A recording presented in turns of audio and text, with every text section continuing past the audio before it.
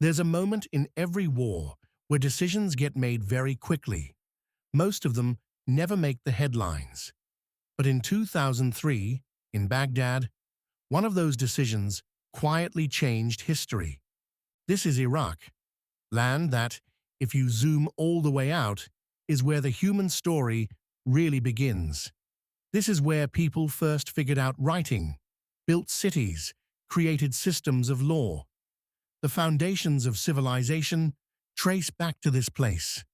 Before the US invasion even began, a group of archaeologists and cultural experts tried to intervene. They met with officials from the State Department, the Pentagon, and the Defense Department. They brought a list, not of military targets, but of places that should never be touched: museums, ancient cities, archaeological sites. They warned that once Baghdad fell, these places would be vulnerable. All they asked was simple: protect them. And from what we know, the officials acknowledged these concerns and indicated cultural sites would be considered. But in war, what you say matters less than what you prioritize. At the center of this was the Iraq National Museum. This wasn't just another museum. It was the archive of human beginnings.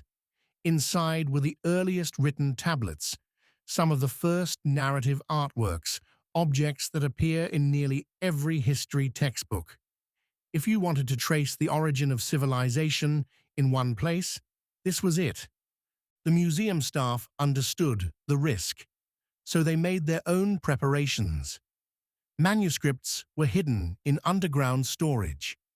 Valuable artifacts were secured in vaults, including locations like the central bank.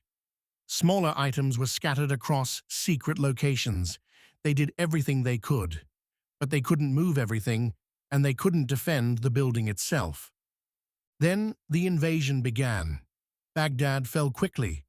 The government collapsed, security disappeared, and for a brief window, there was no effective authority controlling the city, no one in charge, no one guarding what mattered.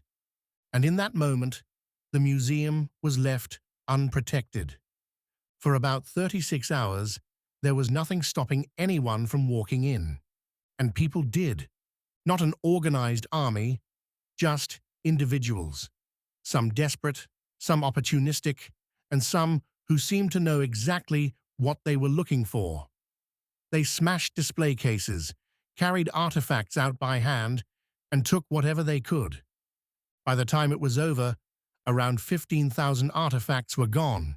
Objects from Uruk, Babylon, Nineveh, entire chapters of early human history, simply disappeared. What stands out is how avoidable it feels. This wasn't the result of bombs or crossfire. The museum wasn't accidentally destroyed. It was left unguarded. There was a gap, a failure to allocate protection in that critical moment.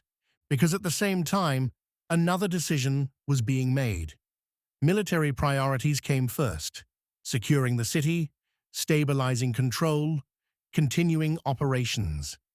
Everything else, including cultural heritage, fell lower on the list. When officials were later asked about the looting, one response captured it bluntly. Secretary of Defense Donald Rumsfeld dismissed the situation, saying, "Stuff happens." But this wasn't random. It was the outcome of what was prioritized and what wasn't. And the consequences didn't stop at the museum. Across Iraq, archaeological sites were left exposed. Many were looted extensively in the months that followed, and some were damaged by military activity. In some cases, ancient sites were used for military positioning, contributing to long-term damage. There were recovery efforts, investigations were launched, artifacts were tracked, and some were eventually returned. Thousands of manuscripts and hundreds of objects made their way back, though some had been hidden by museum staff before the invasion, rather than stolen. But most of what was taken is still missing. And here's the deeper loss. When an artifact is stolen, You don't just lose the object, you lose its context, where it was found, how it connects to other pieces, what it tells us about the past. Even if it's recovered later, part of its meaning is gone forever. Even today, artifacts continue to resurface.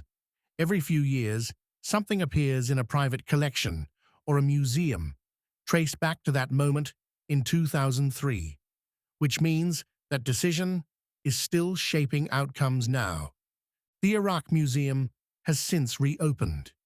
Visitors walk through its halls again, seeing what remains. But there are still empty spaces, silent reminders of what was lost. And that's really what this story is about. Not just looting, and not just war.